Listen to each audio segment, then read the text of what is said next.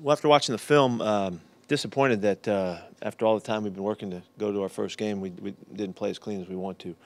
We had a real chance to win a football game, and in a really tight game like that was, you know, nothing a quarter, 3-0 at halftime, and all that. It can come down to a couple plays and a couple snaps, even maybe a couple decisions, and it did. We made a couple crucial errors, and the turnover on the 5, and then giving them a play on a hurry-up situation. That was enough to make a difference in this game. Us losing our touchdown was enough to make a difference in this game, and so it was very frustrating that we go all this time and then we went out there and played it that close, but still didn't play well enough. And so we got work to do, and I'm thinking that we're going to get back to the kind of ball that we're capable of playing, the stuff that we saw in preseason. I don't think this is a statement of anything other than we didn't play well enough in the first game.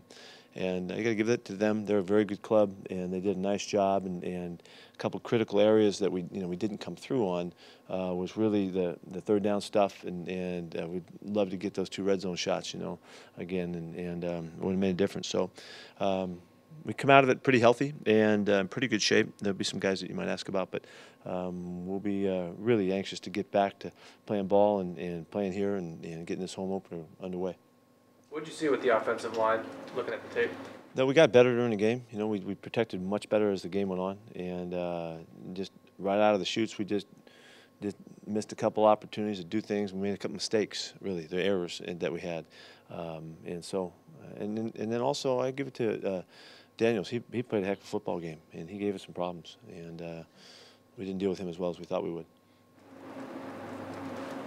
The errors early on, communication, physical errors. What did you see? We read something wrong, on a protection, and we missed a couple of communication things here that have made a difference, and they were kind of magnified, at the time, and so it's just stuff that that happens, but things that we've done right. So it's the things that we've been good at. We just missed it in the game, and we were disappointed on a couple targets and things like that on the offensive side. Things that we worked on and all that just didn't come out and didn't hit it right in game time. How surprising was that based on how you felt about the line and what you had seen? Yeah, that's what I'm saying. I'm disappointed in that. I'm disappointed that we're talking about that today. I thought we were moving in the right direction. Well, I've seen us move in the right direction, but at this game, we weren't as sharp. Did you hear anything from the league on the Jeremy Lane penalty? We have talked to the league, yeah, and like I said, I think this morning that I agree with the way the guys on television saw it. What are you seeking from the league there? Clarification on what an ejection, it warrants an ejection? A little bit of everything. There was enough in there to check on everything, So that's what happened. I got it done. I have to meet with them, talk with them. True, the guidance is that it doesn't necessarily take a punch to be ejected anymore?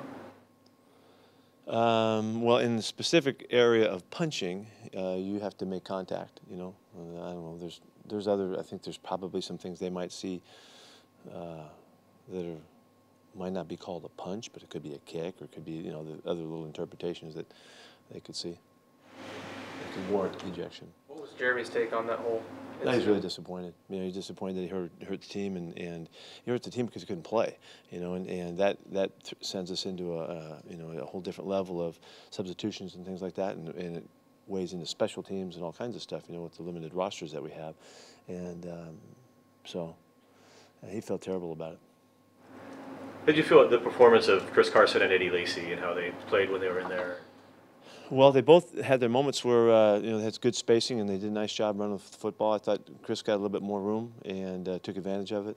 Eddie hit up in there a couple good times. Then we got on the edge and got banged around a little bit. Didn't get started. It was not a game. It was not a game where we developed the real feel for the running game like we want to. We ran it really 15 times in the game. It just wasn't enough plays, and we just didn't get it going. So neither one of the guys really got a chance. But I thought they showed that they can make plays, and CJ had a couple runs too. Thomas Rawls, you expect him back this week? Yes. Yeah, we do expect Thomas back. He should be raring to go. You said maybe other injuries. Michael Bennett and Cliff Averill each came out at times in the game. Are they? Those guys are fine. With how the offense went, was the defense, their performance, a silver lining to the game for you? Well, what jumped out to me was really truly the special teams. I thought our kickers were terrific. Our coverage guys, Nico Thorpe, DJ Alexander, were spectacular in their efforts and the plays that they were able to make downfield. John's kicking was just extraordinary in terms of controlling field position in the game. It's why we were able to keep them from scoring, and the defense responded with the long fields and were able to get off the field. It was great to see Tyler back in action, and now Tyler will be full go this week. He came out of the game fine, meaning that he'll get to play more at the receiver spot, but we'll continue to get him on his returns. It's so obvious that he's such an impact player back there, so it was great to see him. So we have very high expectations for our special teams group. I thought they jumped out. Defense certainly played a terrific day of football, to hold that group down and not let them really take the ball down the field and score. It was the 5-yard drive, and it was the play that we got that we made a mistake on. So they did a good job running, hitting, getting after the quarterback. Thought we covered well. We saw some. Let me say this: we saw some good stuff from a couple of the new guys that were with us. Justin Coleman did a very nice job coming off the bench. Did a really good job in coverage and helped us on special teams as well. He'd only been here a week, which is a great statement about his mentality and his application in the week's time. He did very well. Really look at Sheldon too. Sheldon played very well and drew a couple fouls on him and was close to getting a sack and played tough for the first time out. And then of course Shaq did a really nice job for us too, playing at corner. He had a very solid game for his first time, and it wasn't that they didn't know he was there. They went after him and he held up quite well. So we got some real good indications. And Chris Carson is one of the young guys too, and Darbo helped us as well, Amara. So we got some real good play out of the young guys. With Shaq in particular, with all that was coming his way, how did you see him handle that? He did a great job. He honestly played just like he's been playing. He's played just very consistently throughout the preseason and took it right to game time, which is really a marvelous thing to see for the coaches. That he was able to maintain his mentality and his focus and stay disciplined and aggressive, and he did all of that, and he got challenged too. And he had many opportunities there. So really pleased with his progress. Did it seem to you that Reese Odiambo was physically overmatched? No, I don't think so. But I will say at times, Mike Daniels got off the ball pretty good, made us all look pretty bad at times. But Reese, the first time he caught his heel on Luke and fell down, it made it look like that he got run over, but he really tripped and stumbled on it, couldn't do anything about it. But other than that, I thought he can hang in there physically. How did you feel about Justin Coleman, the way he kind of came in on a week's notice to be able to hold up and do well? Happy to say it again. Yeah, he did very well. And we were kind of hoping to give him some time to catch up, but he jumped in, had to go immediately in, and showed really good coverage skills in the man-to-man stuff as well as his own stuff, and understanding of what we wanted. Played really aggressively. We got after playing their guy, and it was a really nice day's work for him. And he also contributed in special teams. So to be able to do that that's good showing first time out. How would you assess Jimmy Graham's game yesterday? I thought Jimmy had a hard game. I don't think there was a couple throws, that he had chances, but they got broken up. They legitimately got broken up, but he had a couple chances on big balls. We went to him in critical situations, and they did a nice job of covering him. And there's a couple things we could have done better. I think he was unfortunate in the back of the end zone. Should have been our ball on the 1-yard line. He didn't get that chance to make that play, but it wasn't his best game. He'll do better, and I know he's really disappointed in the ball that got away from him on the sidelines. About his blocking. He pass pro'd well, and in the running game, it's not his best game. He'll do better. Back to Shaq, another question about him. Could you imagine a more difficult circumstance to be thrown in, Aaron Rodgers, Lambeau Field? No, it's great. It's great that it happened. It's great that he had this opportunity. He was going to play a lot anyway in the game, but it was great that he had to feel it, the responsibility of it. And obviously it's good because he made it through it and survived it quite well. And it'll only add to his confidence and his awareness of what it's going to feel like. He was very poised throughout the game. I've checked in with him a few times, very poised about how things were going and how it felt to be playing in a big time game and all that kind of stuff, and in the NFL for the first time. So it's just really an impressive kid. Very impressive. I'm sorry, when he's pointing, what does that sound like when he's talking to you? What does he sound like? Oh, he's calm. He's calm and clear. He responds well. You know you're making sense, and he's making sense when we're talking. Sometimes the guys get a little wacky, when they get rolling. He was not at all like that.